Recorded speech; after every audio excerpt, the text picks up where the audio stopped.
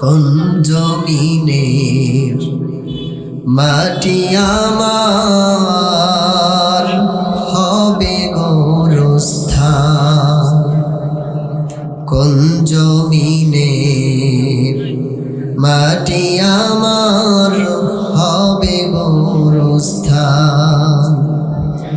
কাদের চোখের জলে আমি পাব পরিত্রাণ,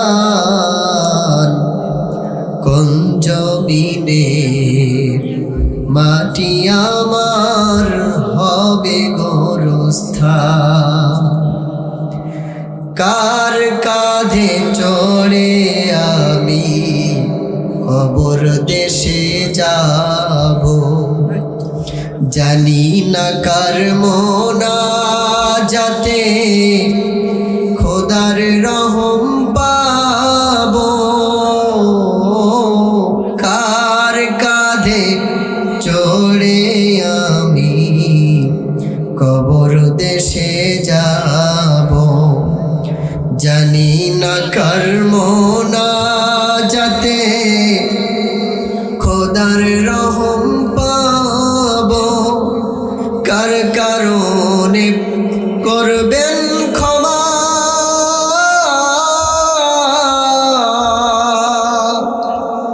কার কারণে করবেন ক্ষমা, আল্লাহ মেহেরবান। কোন জমিনে মাটি আমার হবে গোরস্থান। আলহামদুলিল্লাহ, ঐতিহ্যবাহী বারৈহাটি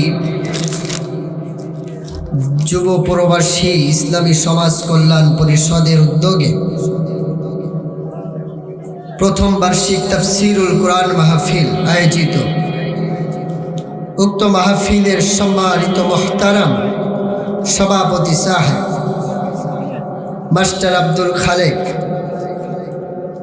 ইমাম বারৈহাটি দক্ষিণ পাড়া জামে মসজিদ, আজকের মাহফিলের প্রধান আকর্ষণ হিসাবে থাকবেন জনাব কবির বিন সামাদ। প্রধান বক্তা হিসাবে আলোচনা পেশ করবেন মাওলানা শামসুল আরেফিন সাহেব সহ অতিথিবৃন্দ। আমার সামনে উপস্থিত পিতৃ সমতুল্য কয়েকজন মুরব্বিয়ান ইজম,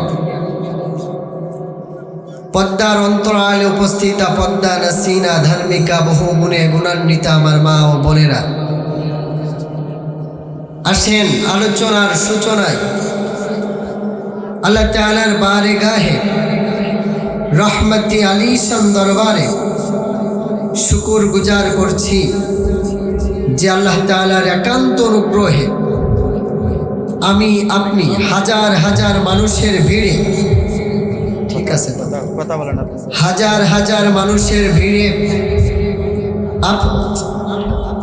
এটা তো ঠিক আছে, আমার কাছে ঠিক আছে, তো আপনি তো পিছিয়ে দেন সেটা ঠিক আছে, এটা থাক যান ভাই, আপনার একটু সরে দাঁড়ান। ওই দুই যে কয়েকজন বসেছে ওইগুলোই আমার শ্রোতা, আমি মোটেও বিচলিত হচ্ছি না। আচ্ছা, আপনারা যারা আছেন আপনাদের কি কষ্ট হচ্ছে?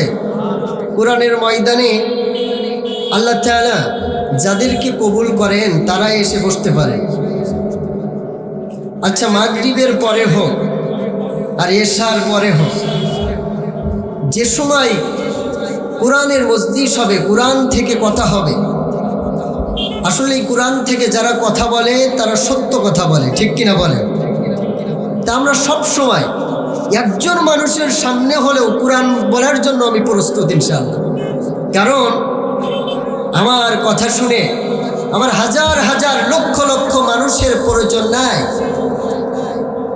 আমার কথা শুনে যদি একজন মানুষও হেদায়েত ফিরে পায়, এটাই আমার জন্য যথেষ্ট ইনশাআল্লাহ, ঠিক কিনা বলেন? ভাই মনিটরে সাউন্ড কমান, ডিলেটা কমান, একেবারে র সাউন্ড করেন, হালকা রিভাব থাকবে। তা আসেন সর্বপ্রথমে আপনাকে আমাকে আল্লাহ তাআলা যাদেরকে অল্প কয়েকজন মানুষকে আমাদের এই কোরআন বলার এবং শোনার জন্য যে রব্বুল আলামিন কবুল করলেন, সেই আল্লাহ তাআলার বারগাহে রহমতি আলীশান দরবারে শুকর গুজার করছি। প্রাণ উজাড় করে দিল থেকে মোহাব্বতে সকলে বলি আলহামদুলিল্লাহ।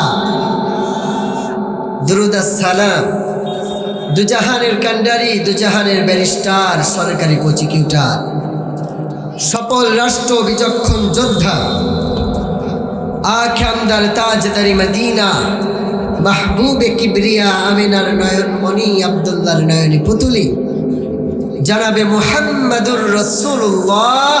সকলে পড়ি সাল্লাল্লাহু আলাইহি ওয়াসাল্লাম। সম্মানিত হাজিরিন, কোনো ভূমিকা ছাড়াই আমি আপনাদের সামনে আল্লাহ রাব্বুল আলামিনের কুরআনুল কারীম থেকে সূরা আল ইমরানের 81 নম্বর আয়াত থেকে সংক্ষিপ্ত সময়ে কিছু তাফসীর করার চেষ্টা করব। আপনারা শুনতে রাজি আছেন তো ইনশাআল্লাহ? আসেন, আল্লাহ রাব্বুল আলামিন কি বলছেন আমরা কোনো কথা ছাড়াই পবিত্র কুরআনুল কারীমের তাফসীরের ভিতরে ঢুকে যাচ্ছি।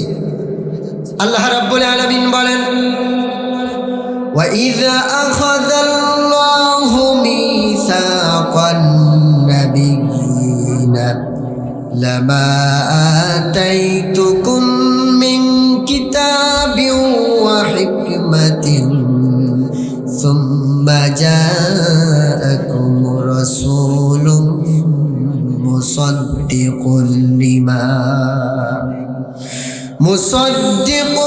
لما معكم لتؤمنن به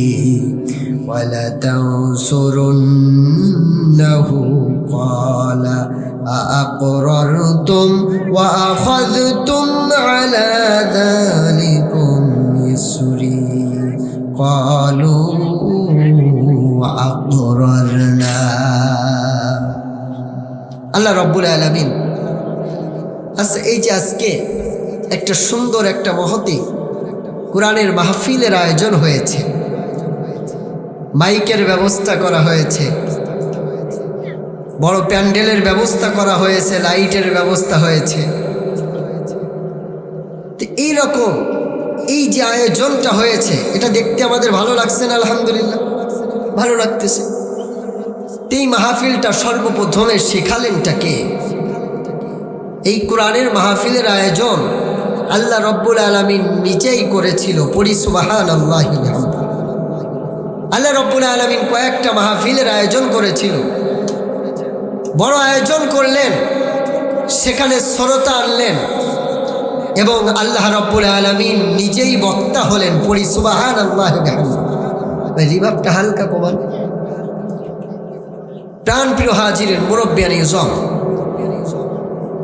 আল্লাহ তাআলার এটা ঠিক আছে, আল্লাহ তাআলার এই মাহফিলের আয়োজনের একটা মাহফিলের কথা আমি আপনাদের সামনে একটু উপস্থাপন করার চেষ্টা করছি।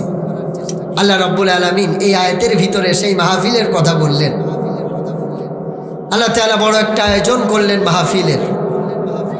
মাহফিলের শ্রোতা রাখলেন। বনি আদম আলাইহিস সালাম থেকে শুরু করে নবী ঈসা আলাইহিস সালাম পর্যন্ত যত নবী রাসূল দুনিয়ার বুকে এসেছে, সব নবী রাসূলদেরকে আল্লাহ তাআলা শ্রোতা হিসেবে রাখলেন। পড়ি সুবহানাল্লাহ। আর আল্লাহ তাআলা এই মাহফিলের নিজেই বক্তা হলেন। এবার আপনারাই বলেন তো, এই মাহফিল কি ভালো হবে নাকি খারাপ হবে? যেখানে বক্তা আল্লাহ তাআলা নিজে, শ্রোতা প্রত্যেক নবী রাসূলেরা, বলেন এই মাহফিল কি ভালো হবে না খারাপ হবে? কত বেশি ভালো হবে। আল্লাহ তাআলা এই মাহফিলে নিজে বক্তা থেকে ওয়াজ করলেন প্রত্যেক নবী রাসূলদের সামনে, তাদেরকে শ্রোতা বানায়া তাদের কাছ থেকে অঙ্গীকার নিলেন, স্বীকৃতি নিলেন। প্রত্যেক নবী রাসূলকে আল্লাহ রাব্বুল আলামিন বললেন, হে নবী রাসূলেরা, আমি আজকে ওয়াজের মাধ্যমে তোমাদের কাছ থেকে অঙ্গীকার নিতে চাই, একটা বিষয়ের স্বীকৃতি নিতে চাই। আমি আল্লাহ রাব্বুল আলামিন তোমাদেরকে কিতাবের জ্ঞান দান করেছি। তোমরা শুনে রাখো, তোমাদের পরে এমন একজন নবী দুনিয়ার বুকে আসবে, এমন একজন নেতাকে আমি আল্লাহ তাআলা দুনিয়ার বুকে পাঠাবো, যে নবী হবে প্রত্যেক নবীদের ইমাম। সুবহানাল্লাহি ওয়া বিহামদিহি। যে নবী দুনিয়ার বুকে আসবেন তিনি হবেন শেষ নবী, আখির জামানার পয়গম্বর জনাবে মুহাম্মদুর রাসূলুল্লাহ সাল্লাল্লাহু আলাইহি ওয়াসাল্লাম, যাকে আমি দুনিয়ার বুকে পাঠাবো।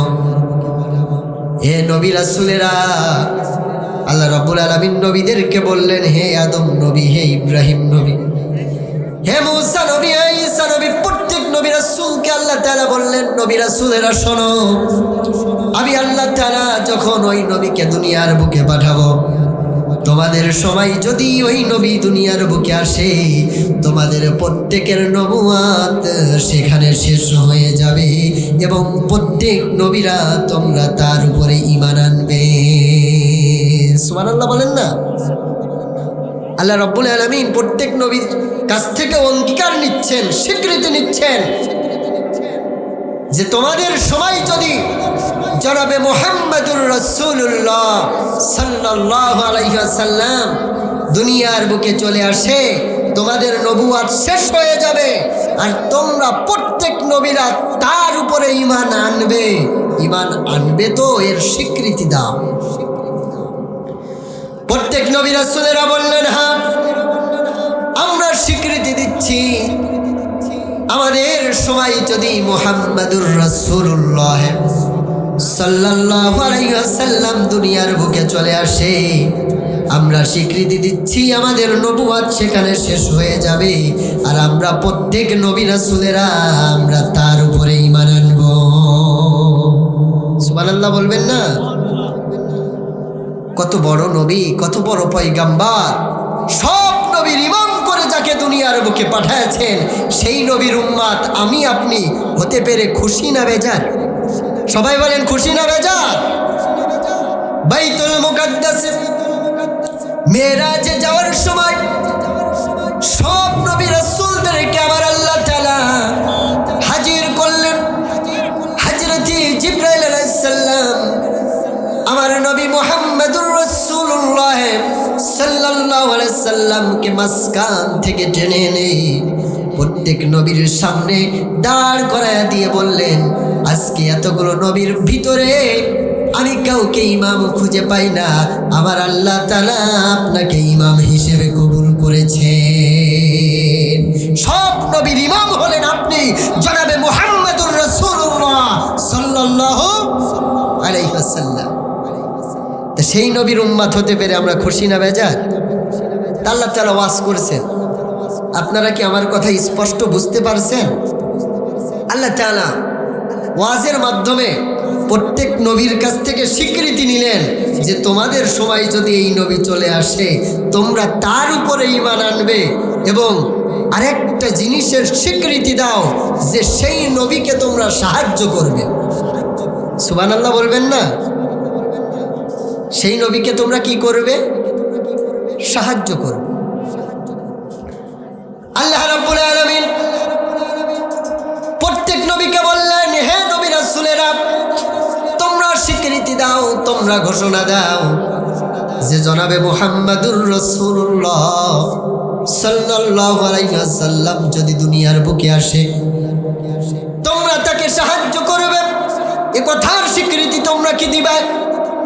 প্রত্যেক নবী রাসূলেরা বললেন, আল্লাহ আমরা সবাই স্বীকৃতি দিচ্ছি জনাবে মুহাম্মদুর রাসূলুল্লাহ সাল্লাল্লাহু আলাইহি সাল্লামকে আমরা সবাই সাহায্য করব।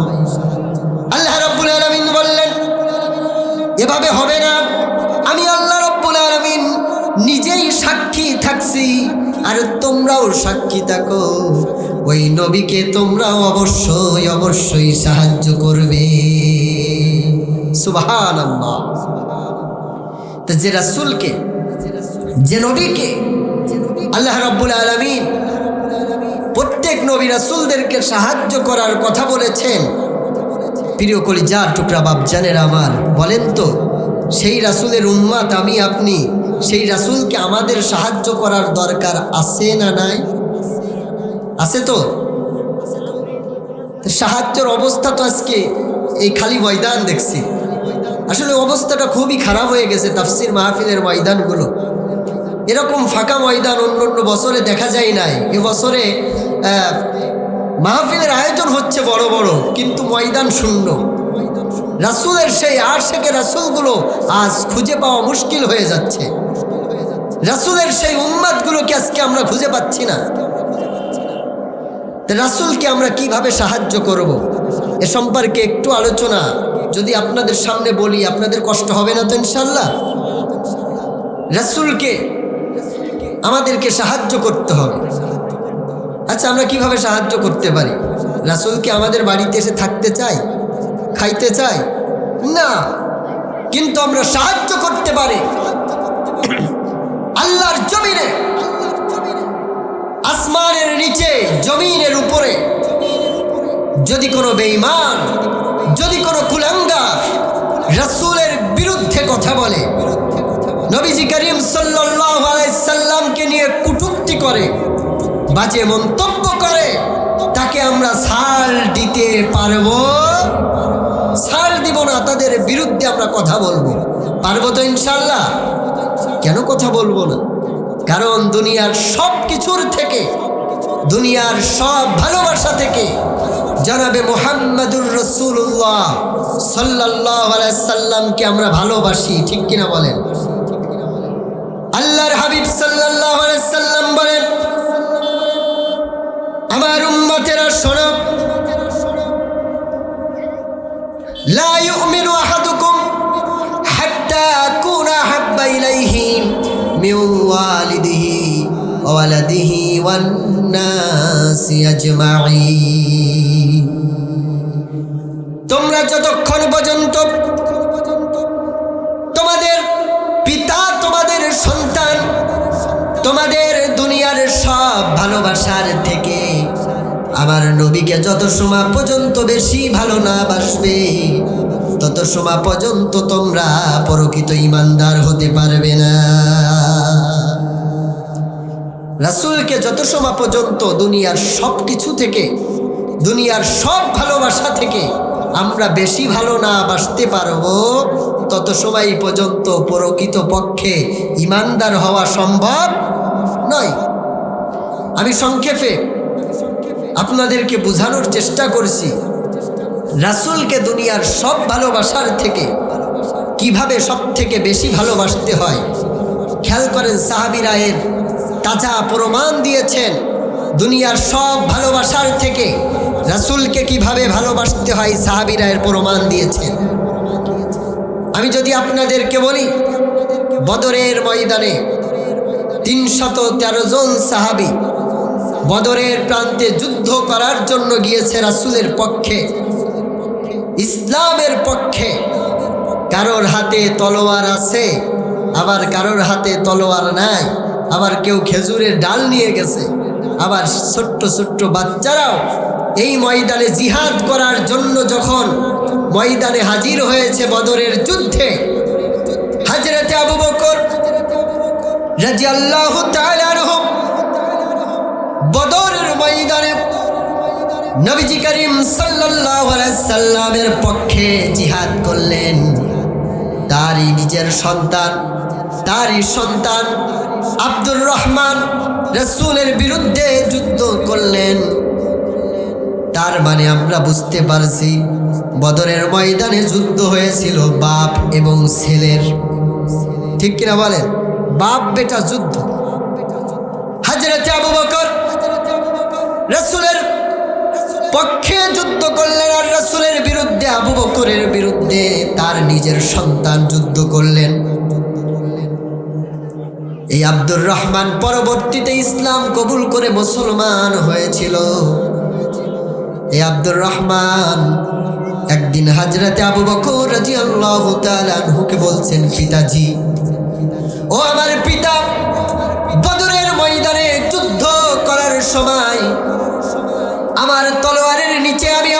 কয়েকবার পেয়েছিলাম, আমি যদি ইচ্ছা করতাম আপনাকে হত্যা করতে পারতাম, কিন্তু পিতার সম্মানে আমি আপনাকে হত্যা করি নাই। পিতার একটা সম্মান আছে না নাই? পিতার সম্মানে হযরতে আবু বকরের সন্তান তাকে হত্যা করে নাই। হযরতে আবু বকর রাদিয়াল্লাহু তাআলা আনহু বলছেন,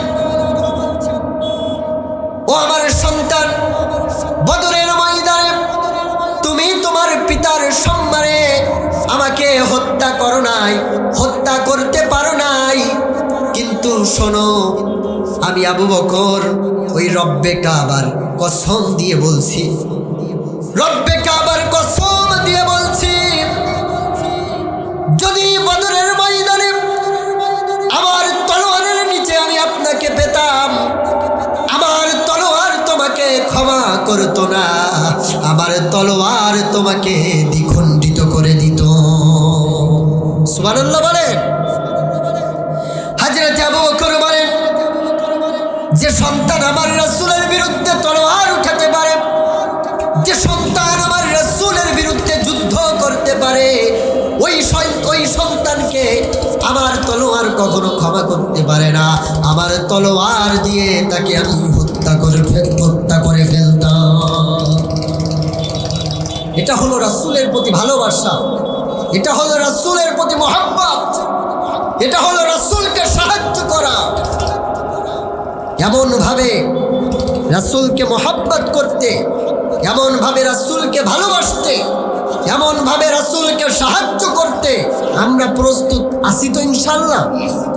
সবাই জোরে বলেন ইনশাআল্লাহ। রাসূলের বিরুদ্ধে যদি আমার সন্তান যায়, রাসূলের বিরুদ্ধে যদি আমার বাবা যায়, তাদের জিহ্বা কেটে কুকুর দিয়ে খাওয়া দিতে আমরা দ্বিধাবোধ করব না। ঠিক কিনা বলেন? রাজি আছি তো ইনশাআল্লাহ? রাসূলকে ভালোবাসার প্রমাণ দিয়েছে সাহাবীরা এমনভাবে যে জীবনের থেকে, নিজের পিতা থেকে, নিজের সন্তান থেকে, দুনিয়ার সব ভালোবাসা থেকে রাসূলকে কিভাবে ভালোবাসতে হবে সাহাবীরা এটার প্রমাণ দিয়ে দিয়েছে। হযরতে আরেকজন সাহাবীর কথা বলি, হযরতে মুসআব ইবনে উমাইর রাদিয়াল্লাহু তাআলা আনহু। আপনাদের কি কষ্ট হচ্ছে শুনতে? হযরতে মুসআব ইবনে উমাইর আল্লাহর নবীজির জলিলুল কদর একজন সাহাবী, অনেক ধনী একজন সাহাবী ছিলেন হযরতে মুসআব। কেমন ধনী ছিলেন আমি যদি আপনাদেরকে বলি আপনারা বুঝতে পারবেন। এই মুসআব মক্কার বুকে এত ধনী একজন ব্যক্তি ছিলেন যে সে যখন খাবার খেত, দস্তরখানায় 70 জন মেহমান নিয়ে খাবার খেত। সুবহানাল্লাহ বলেন। শুধু তাই নয়, এই মুসআব যখন খাবার খেত 70 জন মেহমান নিয়ে, কমপক্ষে 70 জন মেহমান নিয়ে খাবার খেত, তাদের সামনে যে খাবার পরিবেশন করা হতো, যে থালা এবং বাটি দিয়ে পরিবেশন করা হতো, এই থালা বাটি সাধারণ কোনো থালা বাসন নয়, এই থালা বাসন ছিল স্বর্ণের এবং রৌপ্যের, সোনার রূপার বাসন দিয়েই মেহমানদের সামনে খাবার পরিবেশন করা হতো। কিন্তু খাবার শেষে মেহমানদের কাছ থেকে এই সোনা রূপার থালা বাসন ফেরত নেওয়া হতো না। মেহমানদের সম্মানে এই থালা বাসন তাদেরকে উপহার স্বরূপ দান করা হতো। কত ধনী একজন সাহাবী! ভাই এখানে একটু অনুগ্রহ করে এখানে কথা বলবেন। আল্লাহর নবীজির সাহাবী হযরত মুসআব রাদিয়াল্লাহু তাআলা আনহু নবীজির ভালোবাসায়, নবীজির মহব্বতে মক্কা ছেড়ে মদিনায় হিজরত করলেন, সম্পদ ছেড়ে দিলেন, পিতা মাতাকে ছাড়লেন, ভাইকে ছাড়লেন, নবীজির কদম মুবারকে চলে আসলেন। এই মুসআব ইবনে উমাইর রাদিয়াল্লাহু তাআলা আনহু এই বদরের ময়দানে তিনিও জিহাদ করেছিল আল্লাহর রাসূলের পক্ষে। সুবহানাল্লাহ বলেন। কিন্তু তার আপন ভাই আমর ইবনে উমায়ের তিনি রাসূলের বিরুদ্ধে যুদ্ধ করলেন। বদরের ময়দানে যুদ্ধ করতে করতেই মুসআবের আপন ভাই সাহাবীদের কাছে পাকড়াও হয়ে গেল, ধরা খেয়ে গেল। তাকে বন্দী করা হলো, তার হাত এবং পা শক্ত করে বেঁধে ফেলা হলো। তার হাত এবং পা শক্ত করে বেঁধে যখন নিয়ে যাওয়া হলো এই মুসআবের ভাই আমর ইবনে উমায়ের, চতুর আমর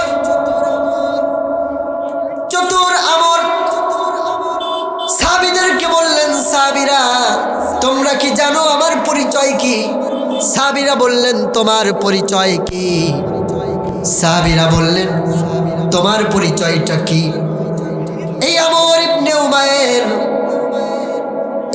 ইবনে উমায়ের সাহাবীদেরকে বললেন, সাহাবীরা রে, আমি হলাম আল্লাহর রাসূলের বিশিষ্ট সাহাবী হযরতে মুসআব ইবনে উমায়ের আপন ভাই।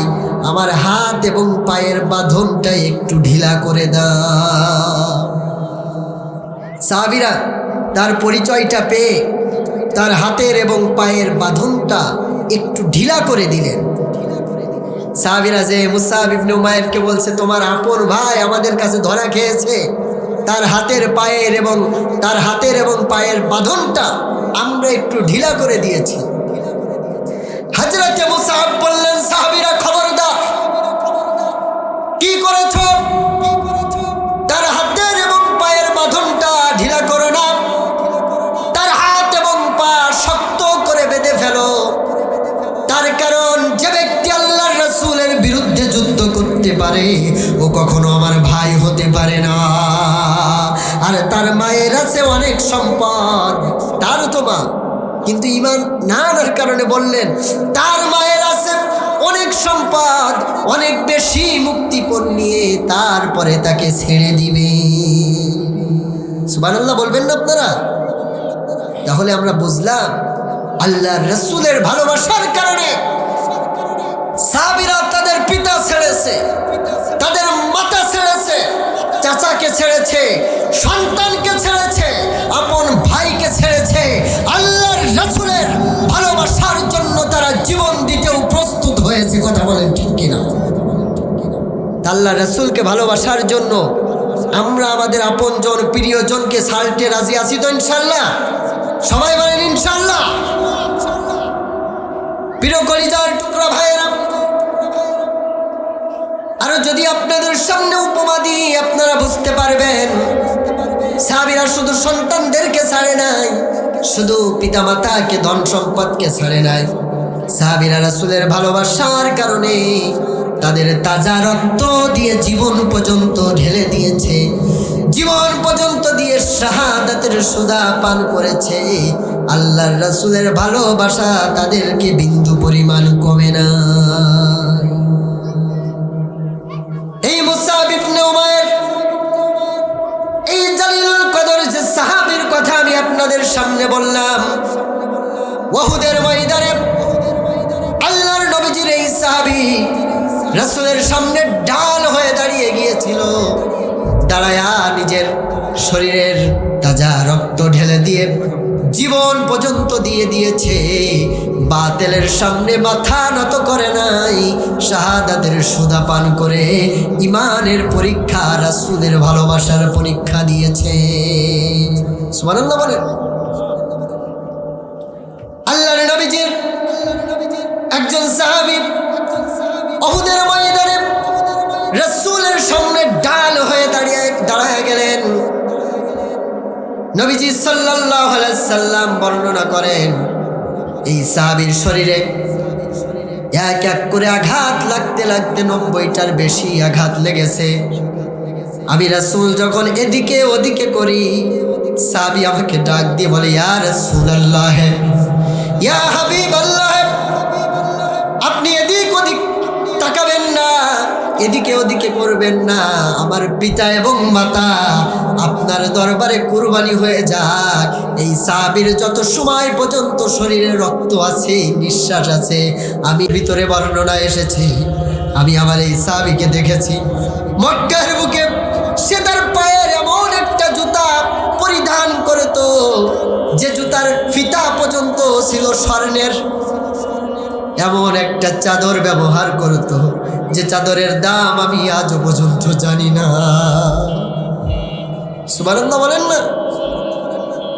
সাহাবীরা রাসূলের ভালোবাসার কারণে, রাসূলের মহাব্বতের কারণে এই টাকা পয়সা ধন দৌলত ছেড়ে আমার কদমে চলে এসেছি, কিন্তু আজকে তাকে ঢাকার জন্য সম্পূর্ণ কাপড় পর্যন্ত আমরা পাচ্ছি না।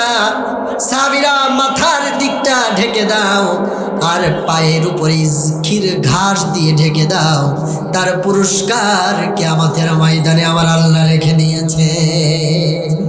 সুবহানাল্লাহ।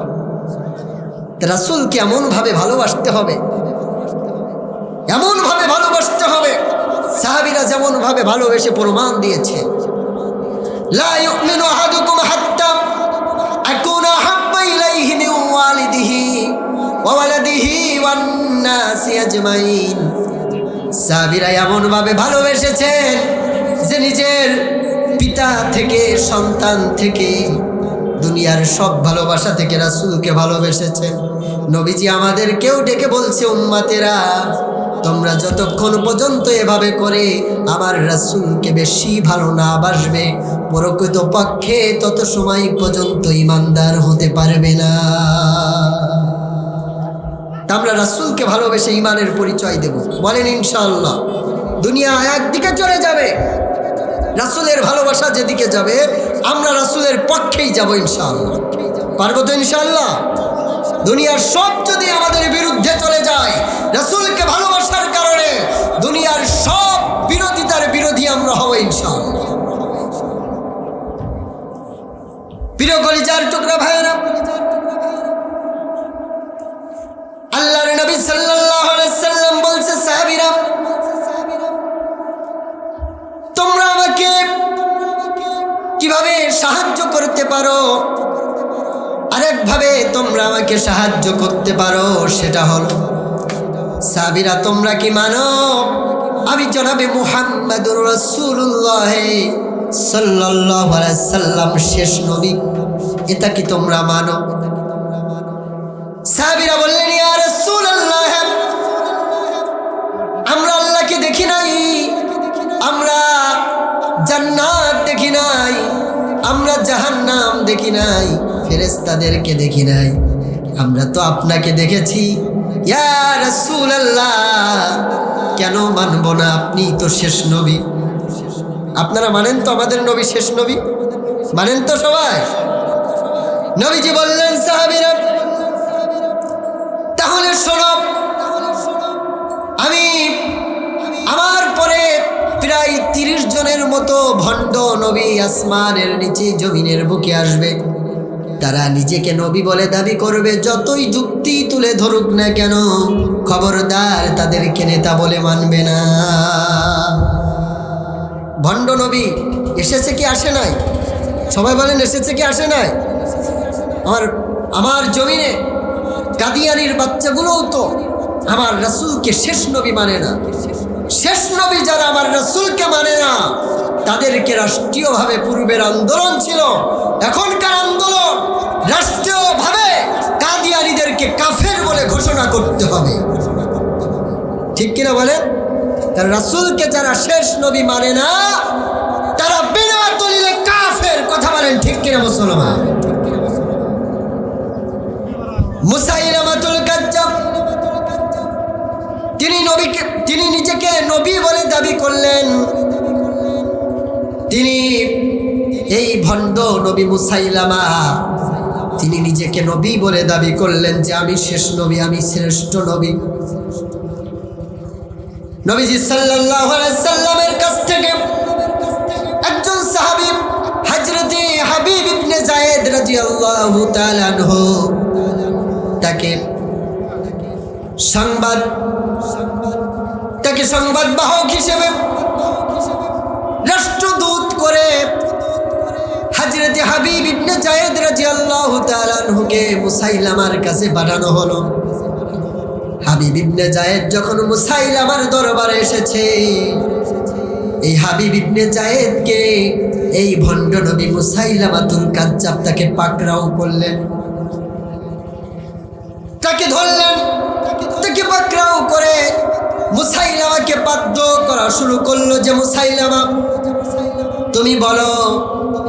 হাবিব ইবনে যায়েদকে বাধ্য করতে শুরু করলো যে তুমি বলো আমি মুসাইলামা হলাম শেষ নবী আর তোমার মুহাম্মদ হলো ভণ্ড নবী।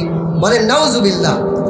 তাকে যখন পাকড়াও করে কথা বলা হলো, হযরতে হাবিব ইবনে যায়েদ মুখের থেকে থুতু নিক্ষেপ করলেন তার মুখের দিকে, থুতু নিক্ষেপ করে বললেন এ ভণ্ড, তুই হলি ভণ্ড নবী আর আমার রাসূল জনাবে মুহাম্মাদুর রাসূলুল্লাহ সাল্লাল্লাহু আলাইহি সাল্লাম হলো শ্রেষ্ঠ নবী। পড়েন সুবহানাল্লাহ। আল্লাহর নবীজির হিসাবে হযরতে হাবিব ইবনে যায়েদ রাদিয়াল্লাহু তাআলা আনহু যখন তার দিকে থুতু নিক্ষেপ করলেন আর বললেন যে তুই হলি ভণ্ড নবী আর আমার নবী মুহাম্মদ সাল্লাল্লাহু আলাইহি সাল্লাম হলো শ্রেষ্ঠ নবী, এই মুসাইলামাতুল কাজ্জাব এই ভণ্ড নবী হযরতে হাবিব ইবনে যায়েদের উপরে আরো ক্ষিপ্ত হয়ে গেল এবং তার উপরে অত্যাচার চালানো শুরু হলো, তার উপরে নির্যাতন করা শুরু হলো। নির্যাতন করতে করতে এক পর্যায়ে হযরতে হাবিব ইবনে যায়েদের ডান হাত কেটে ফেলে দিল। ডান হাত কেটে হাবিব ইবনে যায়েদ কি বলছে, হাবিব ইবনে যায়েদ রে তোমার জীবন আমি বাঁচায় দেব, এক হাত কেটেছি আরো হাত আছে, পা আছে, এই হাতগুলো থাকবে, তুমি শুধু এতটুকু বলো আমি মুসাইলামা হলাম নবী। হযরতে হাবিব ইবনে যায়েদ বললেন আমার হাত কেন, শরীরের অঙ্গগুলো কাটতে কাটতে যদি সবগুলো আলাদা করে ফেলে দাও, আমাকে যদি শহীদ করে ফেলে দাও, তারপরে আমি তোমাকে নবী বলে ঘোষণা করব না। আমার নবী হলো জনাবে মুহাম্মাদুর রাসূলুল্লাহ সাল্লাল্লাহু আলাইহি ওয়াসাল্লাম। মুসাইলামা আরো ক্ষিপ্ত হয়ে তার বাম হাত কেটে ফেলল, তার পা দুটো কেটে ফেলল, শুধু জীবনটা বাকি আছে। এই কষ্টের মধ্যে শুধু নিঃশ্বাস যায় আর আসে। এই সময়ও বলছে ও হাবিব ইবনে যায়েদ মরার আগে শুধু এতটুকু বলো যে আমি মুসাইলামা হলাম নবী। হযরত হাবিব ইবনে যায়েদ বললেন আমার উপরে যে নির্যাতন চালিয়েছ, আমার হাত কেটেছ, আমার পা কেটে নিয়েছ, আমি জান্নাতের সুঘ্রাণ আমার নাকের ভিতরে পাচ্ছি, আমি শহীদ হয়ে যাব, জান্নাতের ভিতরে চলে যাব। আমার নবী হলো মুহাম্মাদুর রাসূলুল্লাহ সাল্লাল্লাহু আলাইহি ওয়াসাল্লাম। হযরত হাবিব ইবনে যায়েদ শাহাদাতের সুধা পান করলেন, শহীদ হয়ে গেল। শহীদ হওয়ার পরে মুসাইলামা কত নিকৃষ্ট, কত জঘন্য ব্যক্তি নবী বলে দাবি করেছে। হযরতে হাবিব ইবনে যায়েদকে শহীদ করার পরে তার সৈন্যবাহিনীদেরকে আদেশ করলো, ও সৈন্যরা তার গলাটা কেটে ফেলো, তার মাথাটা আলাদা করো। মাথাটা আলাদা করে ফেলা হলো, লাশ থেকে তার চামড়াটা ছিঁড়ে ফেলে দাও। শহীদ হাবিব ইবনে যায়েদের শরীর থেকে তার চামড়াটা আলাদা করে ফেলে দেওয়া হলো। তার চামড়াটা আলাদা করে ফেলে দেওয়ার পরে মুসাইলামা বলছে সৈন্যরা যাও, এই ক্ষত বিখ্যাত লাশটা নিয়ে তার মায়ের কাছে যাও, তার মাকে বলো যে মুসাইলামা নৃশংসভাবে তার সন্তানকে নবী বলে না মানার কারণে এভাবে করে হত্যা করা হয়েছে। মুসাইলামাতুল কাজ্জাবের এই ভণ্ড নবীর সৈন্য বাহিনীরা এই ক্ষত বিখ্যাত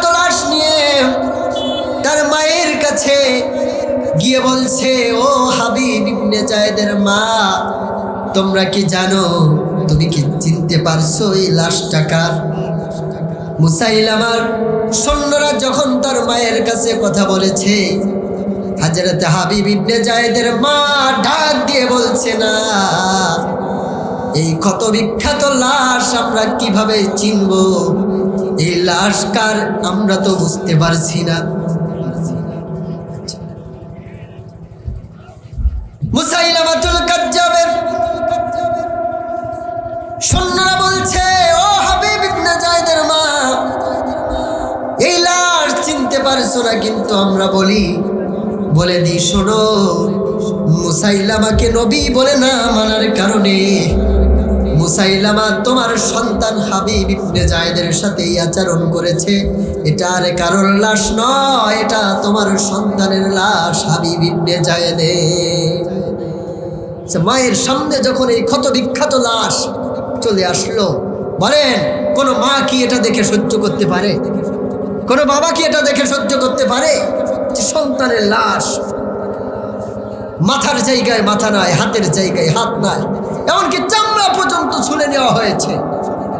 হযরত হাবিব ইবনে জায়েদের মা চোখের পানি ফেলানো না, আল্লাহকে ডেকে বলেছে, আল্লাহ, আমি আমার থেকে সব থেকে খুশি আজকে কে হতে পেরেছে?